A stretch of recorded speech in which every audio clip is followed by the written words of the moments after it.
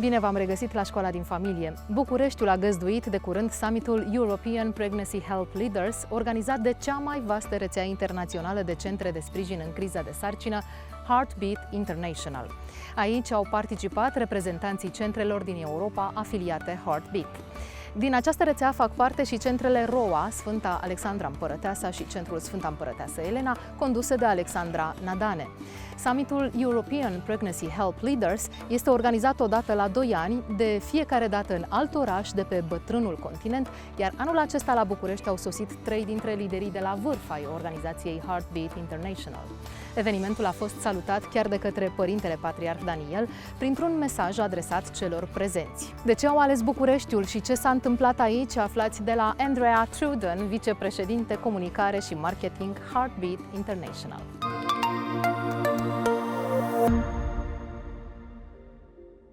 So Andrea, welcome at the Family School TV show. Welcome in Romania. Thank you so much for having me, Cristina. It's an honor to be here. You are here for the European Pregnancy Help Summit. Why here in Romania, and what was the purpose this year? So my organization that I've been working with for the past several years is Heartbeat International, and we are an association of pregnancy help organizations worldwide with more than 3,000 affiliated locations in more than 80 countries. So every 2 years we come across the world, specifically to the European continent, and host a European summit. This has been for the past just less than 10 years that we've been very intentional because it's growing. Pregnancy help is growing in Europe, and so we want to do everything that we can to pour into the centers, and it with the exception of the pandemic, which cut us off for a couple of years, we find that coming and being able to be with you in your area of the world. One, it allows access for a lot more pregnancy help organizations to join us from all over Europe. And then when it's harder to get across over to the States to our annual conference. So, but two, we then get to learn more about your culture and the very unique difficulties and challenges. So we are here in Romania this year for the 2022 European Summit, and it's been a joy to meet the pregnancy centers here, learn more about the culture of life here in Romania and the women served. You are working with Alexandra Nadane. When did you meet her? So I personally met her in 2019 at our Heartbeat International Conference in Dallas, Texas. She received the Heart of the Future Award, which we award to somebody within the pregnancy help movement who is young and full of energy, doing a lot to advance the movement. And Alexandra fit that to a T. And so the first time I met her was when I stopped her after getting off of stage and receiving her award so that I could take her picture and do a quick interview. How many countries met here? Did you say it earlier? So we have, I think, 18 countries and 22 organizations are present here for the European Summit. Have you identified some new strategies to succeed in this work, in pro-life work? So over the years, as technology has changed and shifted, we've adapted a lot. And so we've been very intentional about then bringing that information here, and as well as tapping into our other pregnancy centers around the different nations to kind of see what they've learned, specifically through the pandemic times. We were actually supposed to be hosting a conference in person in 2020, and then everything shut down. And we very quickly flipped that, about 3 weeks, to a completely virtual conference, and we were still able to be accessible to all of our pregnancy help organizations and actually connect with even more because it was all virtual. We've learned a lot since then, and different ways of reaching women virtually, hosting online parenting classes, outreach to connect with her through social media. And so we've been able to bring those newer tech side of things into not only the European Summit, but also different webinars and online training and our other conferences as well, so that we can keep everybody current with new trends, not only in how to reach the women, but new trends in how pregnancy help, what they are seeing. We follow along all of our affiliates and check with what services they're providing, if there are any new innovative things, and then also techniques as to how to push back against an abortion agenda or to get past some hurdles such as online advertising, where unfortunately in Google it's becoming more and more difficult for pregnancy centers to actually reach women through Google ads. So we bring what information we've learned and we communicate it as well to the pregnancy centers here in Europe. How important is this tool, this social media tool in your pro-life work? So with marketing in any industry, it's important to have multiple ways of connecting with women. And so social media is a very effective way because it allows pregnancy centers and us at Heartbeat to share the stories. Those social media and our websites, those are spaces where we can share our testimonials, share the work that we do, the services provided. It's really important to have that means to get the word out. And then if you add on the advertising on top of that, advertising on Google or on social media is another way to have an outreach to where you can be certain that women in pregnancy ages, if they are searching for pregnancy help or information, that they can find it. But it isn't enough. This is the beginning, but the real work is in the center with people. We advocate for all of our centers to make the primary goal of their website, their ads, everything should be to connect the woman to the center, because we know that the best alternative to abortion is another person. Having that relationship and encouragement, more often than not, is just what the woman needs. You're walking alongside her for not just until she makes the choice for life, but beyond that. We know so many stories from pretty much every center that pregnancy help organizations are there for the long term. They are there to continue to pour into the woman, to help her find her or meet her needs, be that moment of encouragement when she needs it, bounce ideas off of, and to help her along the way. Do you think is there a need to reposition the message pro-life after the latest events from United States? So with the Dobbs decision that was just passed at the end of June, what we saw even before that in May when the decision was leaked, which was unprecedented, what we saw then was a very big call to action for people. They were striving to get involved on one side and the other. They were looking for ways to serve.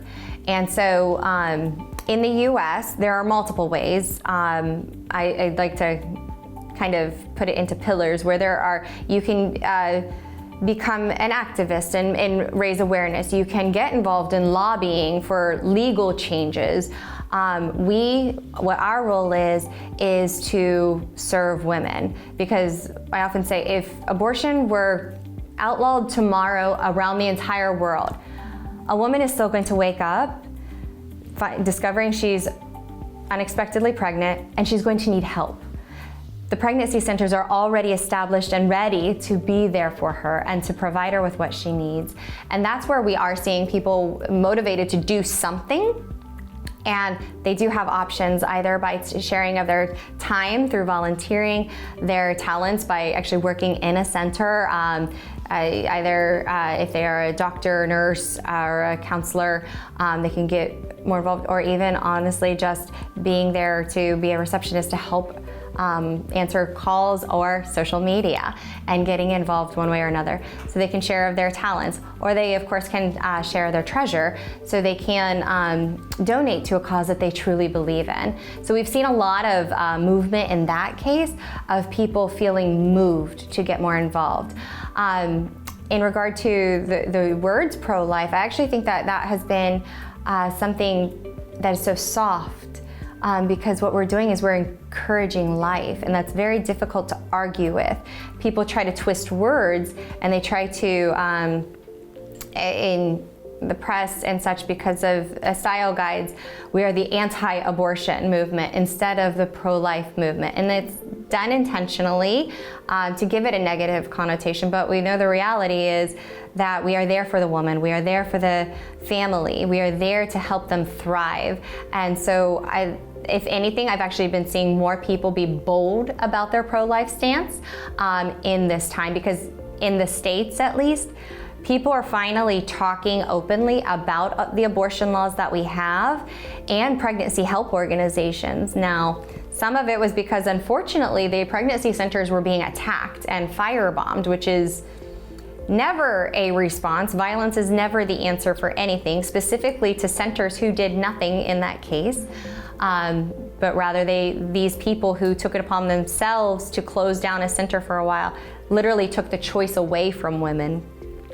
But anyway, that's how some people felt moved during that time. But overall, I think people were more and more motivated seeing the good work that the pregnancy centers are doing. With how many international organizations pro-life do you work right now? Internationally, there are about 1,200 affiliated locations in 84 countries. All over the world? All over the world. We are on every inhabited continent, and we work with several different associations and networks as well, from Canada and Mexico to Philippines and Australia, and of course here in Romania. And how do you see EU in comparing with the United States regarding the message? Do you feel we are more receptive? Oh, that's a good question.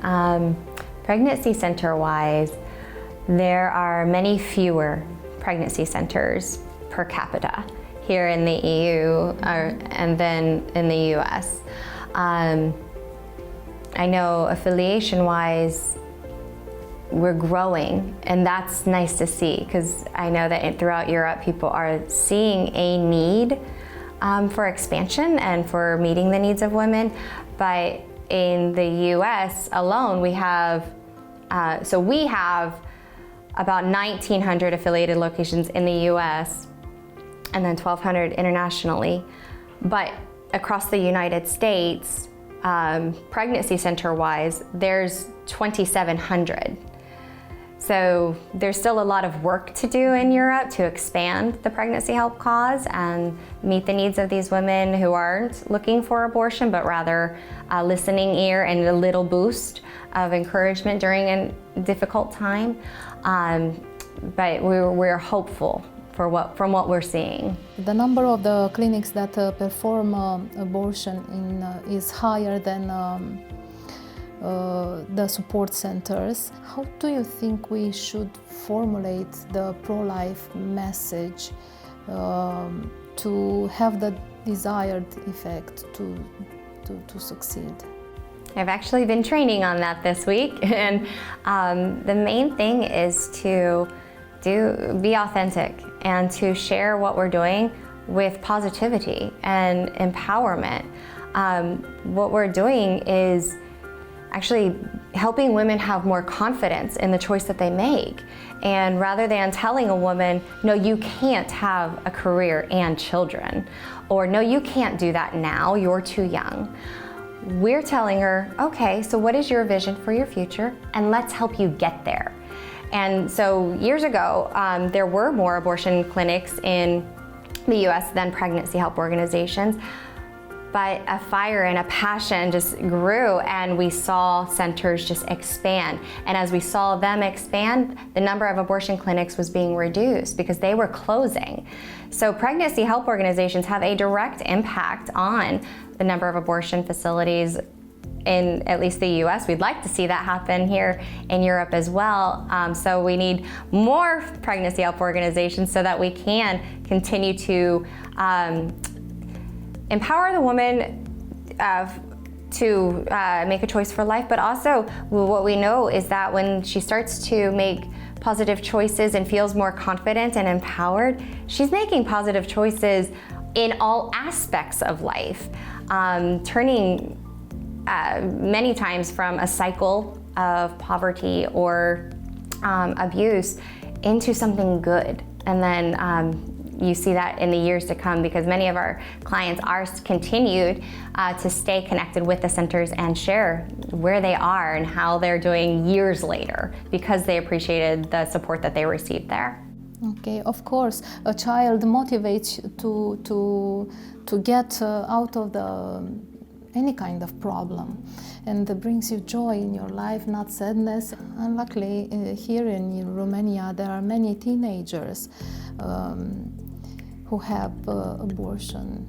How do you think we can get to their hearts? So I know that there are amazing groups like Students for Life that Alexandra works with, and a lot of it is simply understanding the humanity inside the life, because that's where it does come to a lot of times is people either actively denying or are ignorant to the fact that the life inside them is a separate human life and has potential and can bring such joy and love and gifts to the world. And so from misinformation or I know so many hurdles in Romania that need to be overcome, but I think just having those moments where you are spreading the truth through education, through social media, through the March for Life, it's showing the humanity, and it is showing that it is a human rights issue, not a reproductive rights issue solely, not a women's rights issue solely, but at the heart of it, it is a human right. And to be pro-life is to be for human rights. How did you like the Romania and the work in here with people from all over the world? How did you feel here? Yeah, so this was my first international training with Heartbeat International. I've done several trainings within the States, and we've had Alexandra and other nations come and join us. But this was an honor for me to be able to come here, and I have quite enjoyed it. The energy is just so high, and everybody in the room is on the same mission. So it's very fun to see the networking that is happening.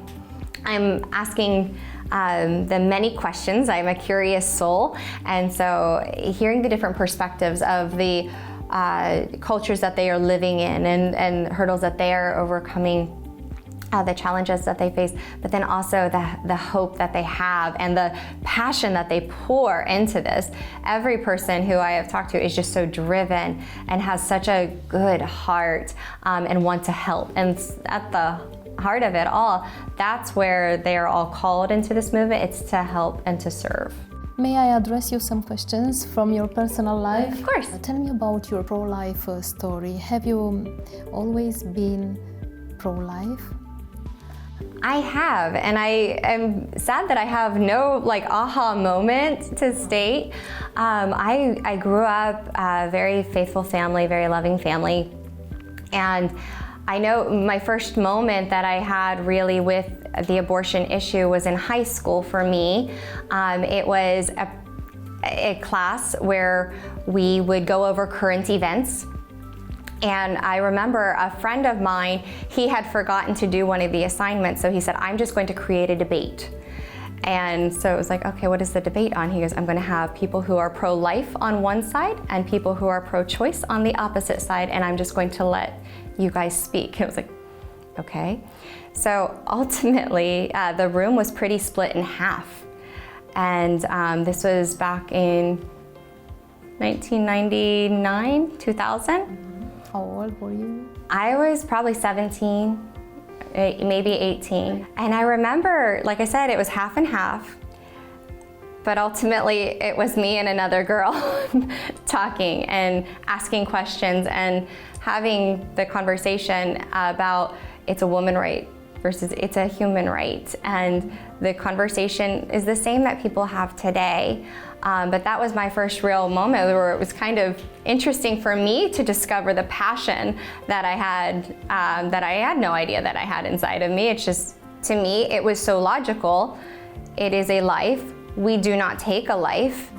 Therefore, abortion takes a life. We should not do it. Now tell me please about your activity of at Heartbeat.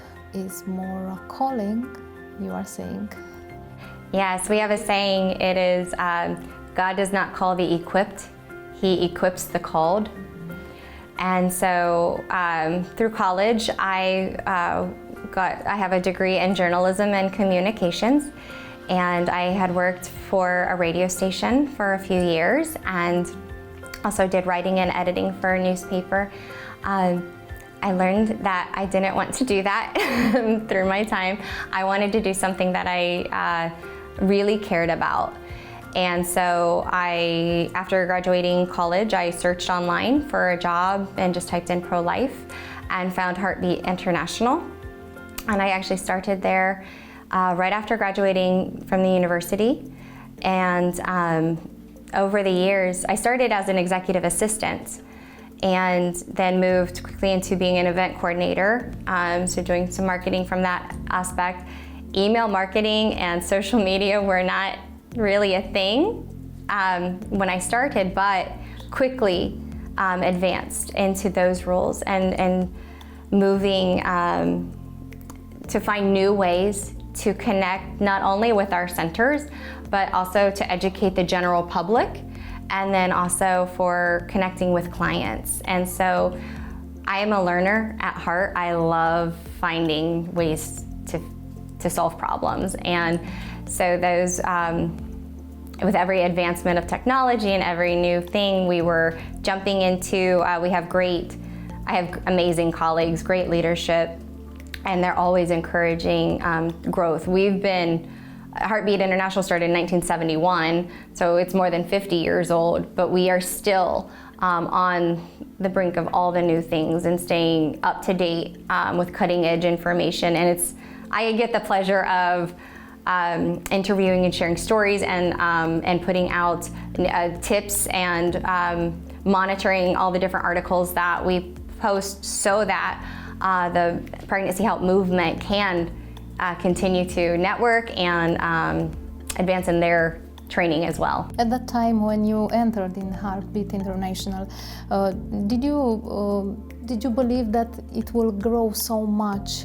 You know, I don't know that I had any expectations from that perspective. I've been very amazed, and the growth that I remember the moment that we eclipsed having 1,000 affiliates, and it was a celebration. And now to know that, oh yeah, we're over 3,000 and continuing to grow, it's really exciting.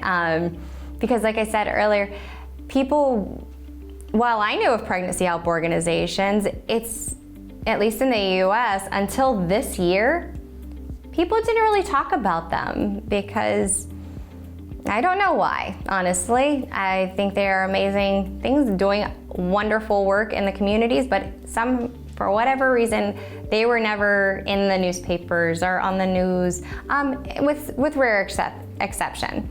But yeah, it was just something that wasn't as often talked about. So seeing how much that has grown in spite of no news coverage and little to no publicity has been very exciting. And just to see the expansion as well in the services that are offered, because many centers when I started were starting to become medical clinics, and now they also have online parenting courses and have expanded to having mobile units that go out in the communities to meet the women where they are. And it's been very fun to just see the growth of services and locations. What do you advise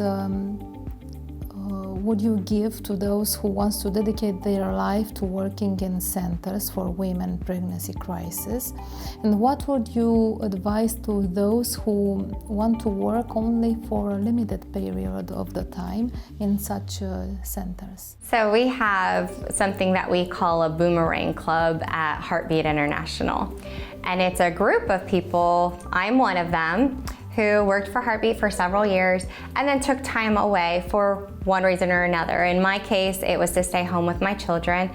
So even then, while I was away, I was connecting with them through helping with freelance projects, helping pregnancy centers set up events, if you have this passion inside you, I don't know that you can go away from it. So ultimately for me, when my son was old enough to go into school, it just so happened in God's timing that my job that I had at Heartbeat opened up. And so I applied.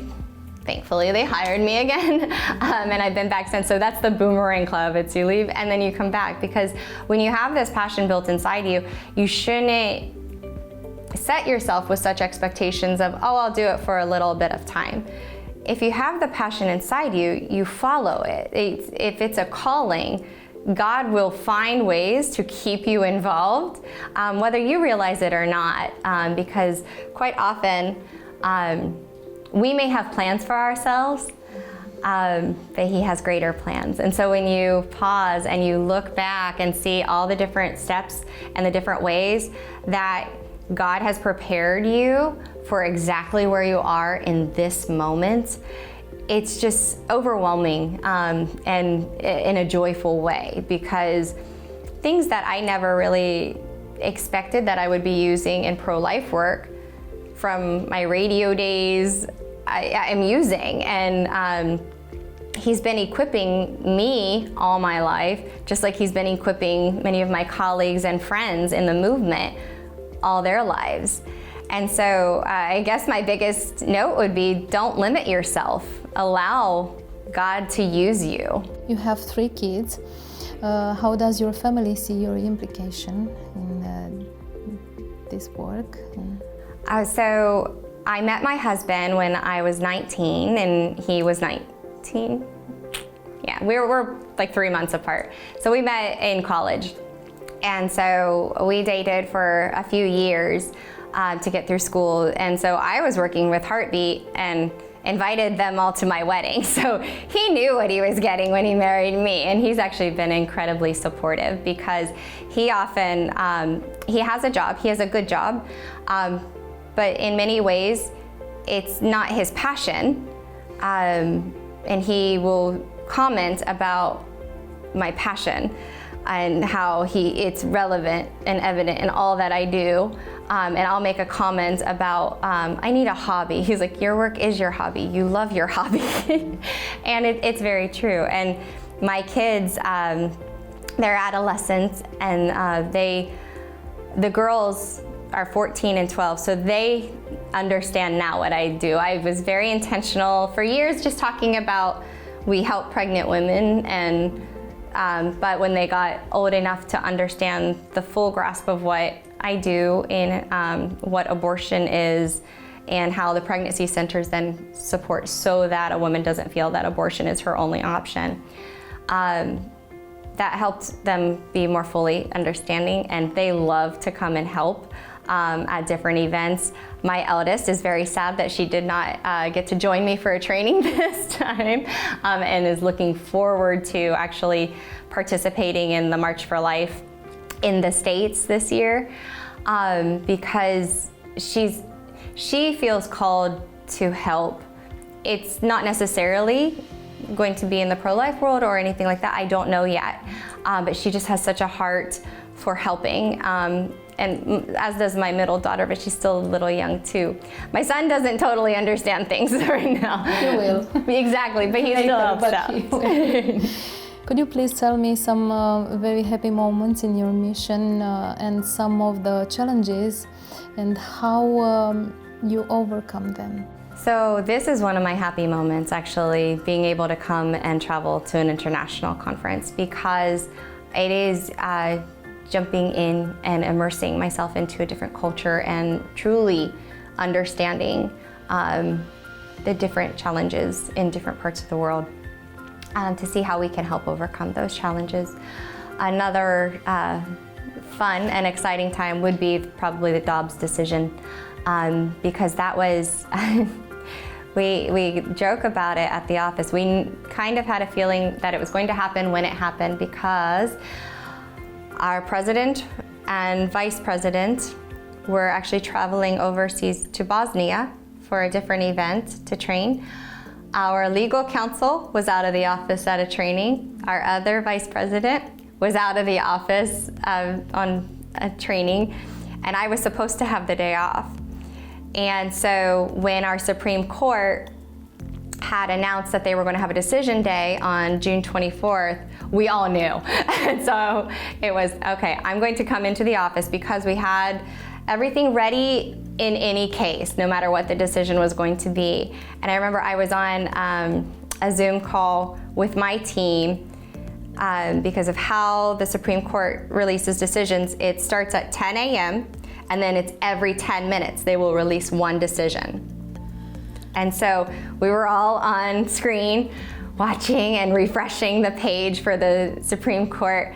And at 10 o'clock, a decision was made, and we're like, okay, that has no impact on us. We don't know anything about insurance and stuff, so that's not us. And we're talking, making sure that we have everything, asking about one another's day, and then it's 10:10, and Dobbs first, Dobbs, it's Dobbs' case. So then it's open it up, read.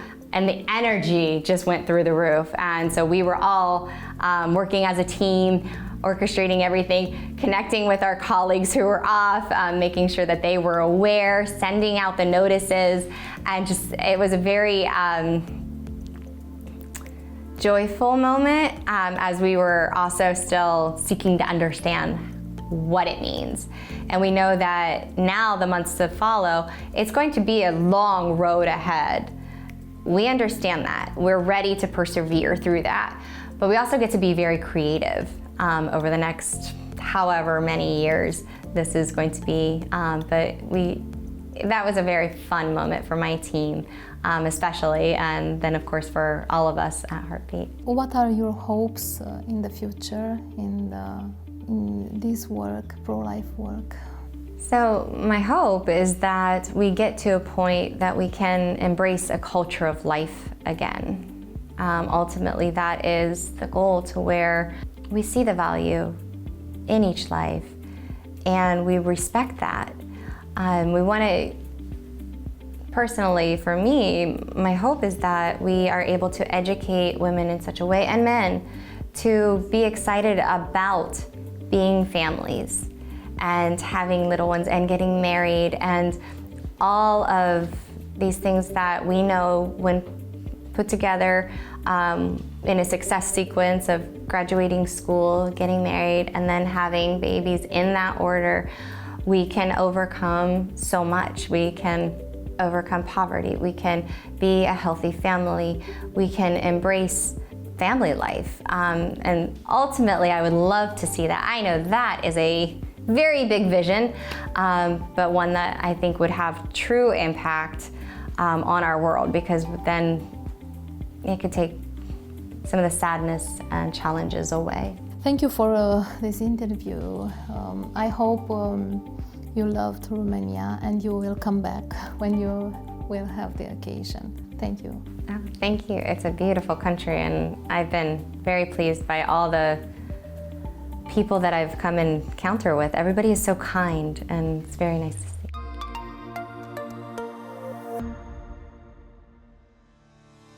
Am făcut bine? Am făcut ce trebuia?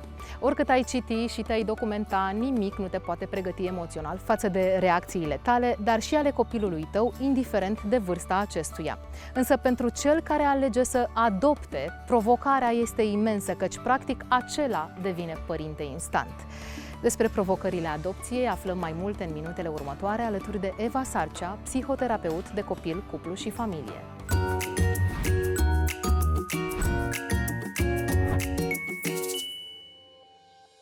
M-am hotărât să adopt pentru că am probleme în căsnicie și sunt convinsă că un copil m-ar ajuta.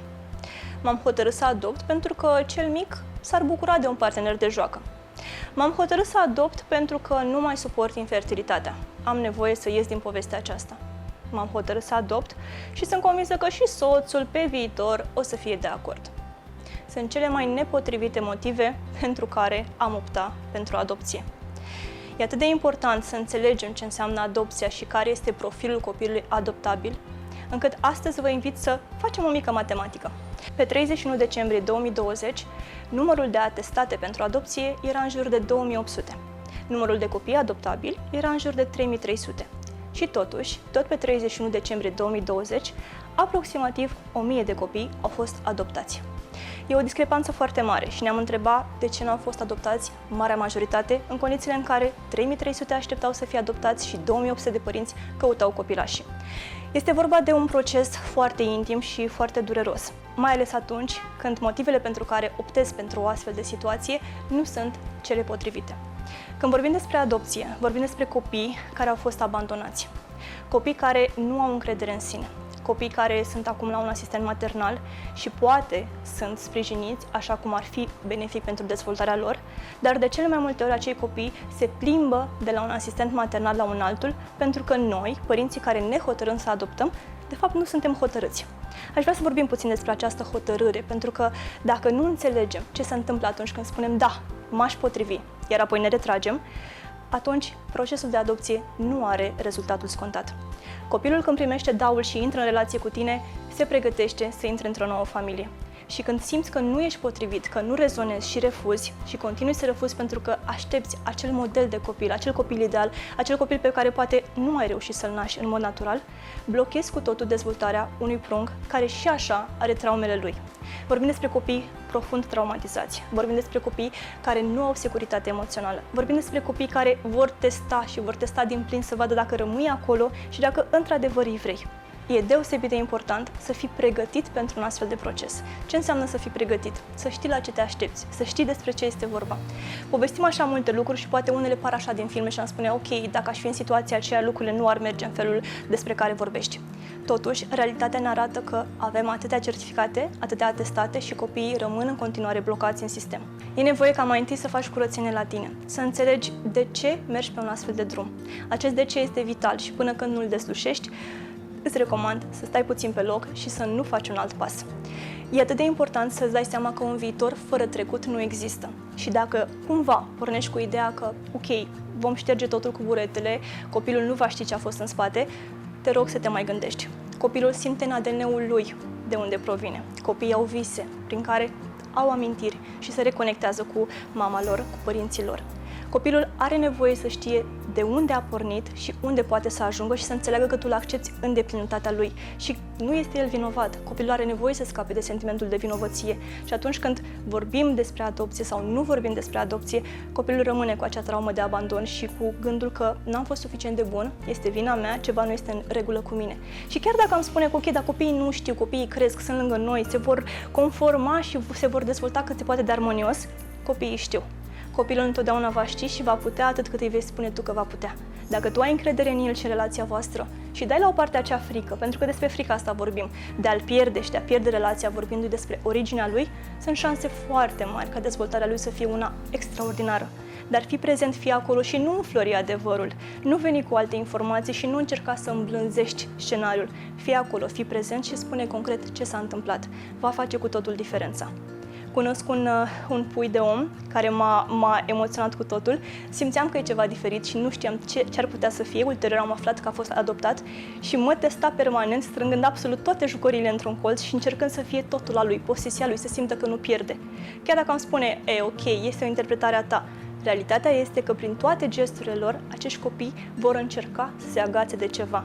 Dacă tu vrei să fii acel ceva, acel cineva, fă în modul cel mai potrivit cu putință. Mult succes!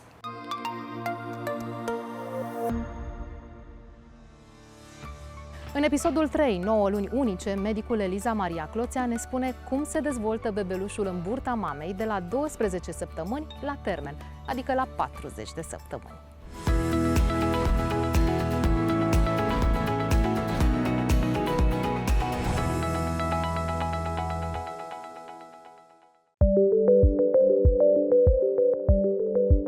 Bine v-am regăsit! În episodul trecut am parcurs împreună perioada embrionară prin care fiecare dintre noi trecem. Vă reamintesc că la finalul acestei perioade embrionul are înfățișare umană și cele mai multe structuri anatomice sunt complet formate. El doar urmează să crească în dimensiune și fiecare organ își specializează funcția sa. De multe ori, mămica nu este conștientă de lucrurile extraordinare care se întâmplă în burtica ei.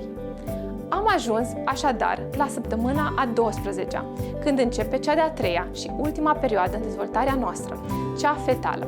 Cele mai recente studii sugerează că fătul începe să simtă durere la doar 10 săptămâni. La 13 săptămâni, În lobii frontal dețin 3 bilioane de neuroni. Buzele și nasul sunt complet formate, iar fătul poate face expresii faciale complexe. La 14 săptămâni, papilele gustative ale fătului sunt prezente pe suprafața limbii și a gurii. Fătul produce acum o mare varietate de hormoni. Brațele ating proporția finală cu mărimea corpului. Bebelușii din burtică demonstrează interacțiune socială încă de la 14 săptămâni. Am putea spune că sunt deja prieteni. În cadrul unui studiu ecografic pe gemeni, s-a observat că gemenii efectuau mișcări intenționate unul spre celălalt și chiar aveau o grijă deosebită atunci când se apropiau de zona ochilor. De la 11-13 săptămâni, ei reacționează puternic dacă sunt atinși sau împinși de celălalt geamăn. La 15 săptămâni, dinții sunt în proces de formare. La 16 săptămâni, femeia însărcinată poate începe să simtă mișcările copilașului nenăscut din burtica ei, un eveniment foarte emoționant pe care multe mămici îl așteaptă cu nerăbdare. Fătul cântărește aproximativ 100 de grame și măsoară 17 cm în lungime. Studii recente sugerează că fătul din burtică aude și răspunde la muzică prin mișcări ale gurii și limbii încă de acum. La aproximativ 17 săptămâni, fătul începe să stocheze energie sub formă de grăsime corporală. Producerea celulelor sanguine ale fătului se desfășoară de acum în interiorul măduvei osoase. La 18 săptămâni, arborele bronșic este complet format. La această vârstă gestațională, dacă ar fi înțepat cu un ac, fătul ar elibera hormon de stres. El cântărește 170 de grame și măsoară 20 de centimetri în lungime.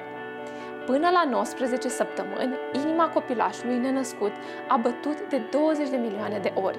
La 20 de săptămâni, laringele începe să se miște într-un mod similar cu mișcarea observată în timpul plânsului după naștere. La nivelul pielii se dezvoltă glande sudoripare, iar aceasta este acoperită de o substanță albă grăsoasă numită vernix, care protejează fătul de lichid amniotic. Tot acum, fătul cântărește aproximativ 250 de grame și măsoară 25 de centimetri.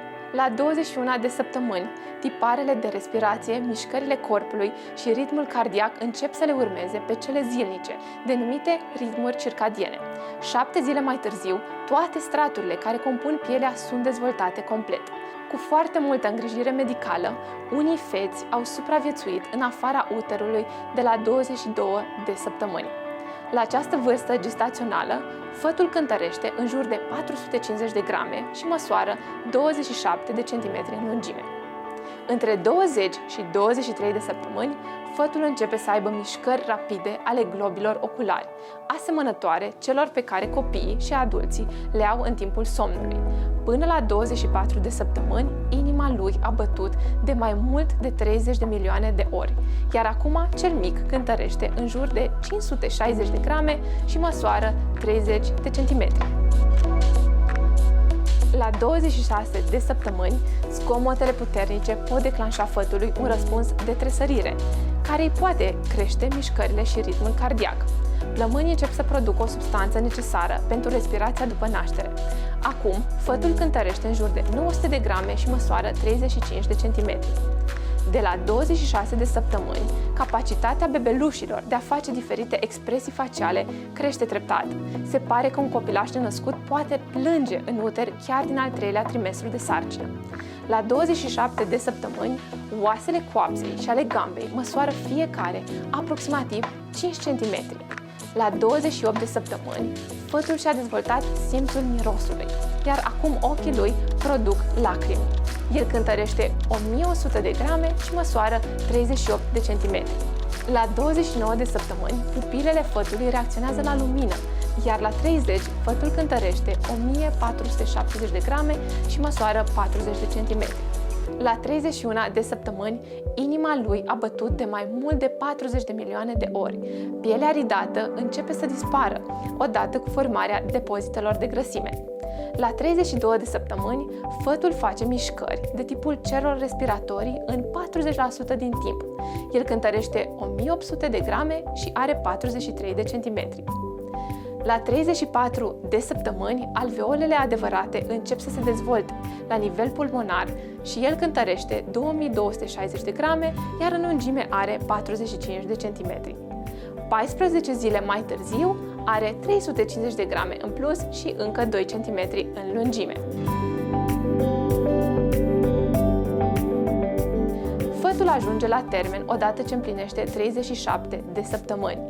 El cântărește undeva la 3 kg și măsoară 48 de centimetri. Cordonul umbilical al nou-născutului măsoară între 50 și 60 de centimetri, iar micuțul cântărește între 2700 de grame și 4000 de grame și în lungime are 45-54 de centimetri. Dezvoltarea noastră intrauterină în cele 9 luni de sarcină este un proces miraculos, cu adevărat, lucrat de Dumnezeu în pântecele mamei noastre. Reamintim că embrionul de 10 săptămâni posedă aproximativ 90% din cele 4500 de părți ale corpului regăsite la adulți. Și atât embrionul cât și fătul sunt oameni deplini, care cresc cu ajutorul mamei lor. Din acest motiv, atât mama cât și pruncul din pântecele ei au nevoie de sprijinul și ocrotirea noastră, iar acestea le putem oferi în mod onest și profund doar dacă înțelegem adevărul realității, acela că viața noastră nu începe la naștere, ci începe în momentul concepției. Și totuși, de ce există dispute privind viața umană din pântece dacă acest adevăr este dovedit științific? Mai multe vă va spune Teodora în episodul următor.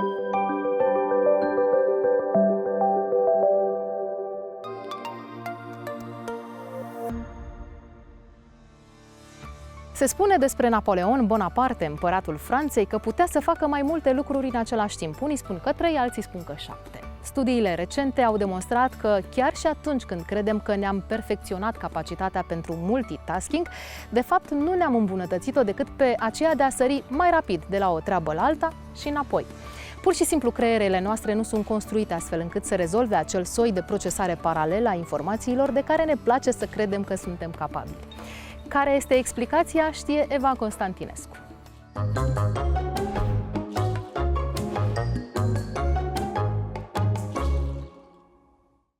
Bun găsit! Eu sunt Eva, iar astăzi vă propun să mergem pe drumuri diferite. Atunci când faci 2 lucruri deodată, creierul lucrează intens. Provocare! Desenează un cerc cu mâna stângă, iar în același timp trasează o linie cu mâna dreaptă. Ai reușit? Probabil că nu. Dar ce se întâmplă mai exact? Realizarea mai multor activități simultan scindează creierul. În loc să îi permiți creierului să se concentreze pe câte o sarcină succesiv, îl forțezi să efectueze 2 lucruri deodată. Cortexul prefrontal oscilează într-o activitate și cealaltă. El transmite mai întâi semnale neuronale pentru realizarea cercului și apoi a liniei, alocând doar câteva secunde fiecărei activități. Tocmai de aceea, când ai simțit că faci progrese cu cercul, creierul s-a oprit, a schimbat viteza și s-a concentrat asupra trasării liniei. Într-un fel, te plimbi în cerc. Încearcă din nou. De această dată, desenează mai întâi cercul și apoi trasează linia. Ai reușit? Evident! I-ai permis cortexului frontal să se concentreze pe rând pe fiecare activitate. Ceea ce poate că nu ți-ai dat seama este că în ambele situații ai realizat mai multe activități în același timp, sub forme diferite. La primul test ai încercat să îndeplinești simultan ambele sarcini. La cel de-al doilea ai realizat 2 activități succesiv, una după cealaltă. Este evident că al doilea test a fost mai ușor. Poate de aceea nu ar trebui să facem 2 lucruri deodată, ca de exemplu să conducem și să scriem mesaje pe telefon. Realizarea simultană de activități multiple poate fi înlesnită dacă una dintre sarcini constă într-un lucru pe care l-ai mai făcut de 1.000.000 de ori înainte. Creierul recunoaște activitățile pe care le faci regulat și le percepe ca activități învățate. De fiecare dată când creierul trebuie să realizeze o astfel de activitate, el își reamintește ce trebuie să facă și îndeplinește acel lucru într-un mod automat. De exemplu, închipuiește-ți că ești la școală sau acasă și urci pe niște scări. Nu trebuie să te gândești să ridici piciorul la fiecare treaptă la înălțimea potrivită. Creierul știe cu precizie cât de înaltă este fiecare treaptă din experiența acumulată în trecut, astfel că poți face și alte lucruri în timp ce urci, să vorbești cu un prieten, să citești o carte, să urmărești o emisiune TV, dar dacă însă înălțimea treptelor este cât de puțin modificată, să zicem că părinții tăi au schimbat covorul, te vei împiedica dacă nu ești atent. Este momentul să-ți reantrenezi creierul. De câte ori nu ai auzit că jocurile video sunt dăunătoare? Se pare că lucrurile nu stau chiar așa. Jocurile de acțiune sunt de fapt benefice în procesul de luare a deciziilor. Jucătorii sunt mult mai conștienți de lumea exterioară, mai eficienți la realizarea simultană a activităților multiple și au reflexe mai bune. Cine a zis că jocurile video nu pot fi considerate un sport activ? Ele îți pun creierul la treabă. Ai grijă însă, ele pot deveni nocive dacă uiți să te mai dezlipești de consolă și de televizor. Sfătuiește-te în permanență cu părinții tăi despre cât timp ai voie să petreci în fața jocurilor video. Sper că v-a plăcut și vă aștept și data viitoare!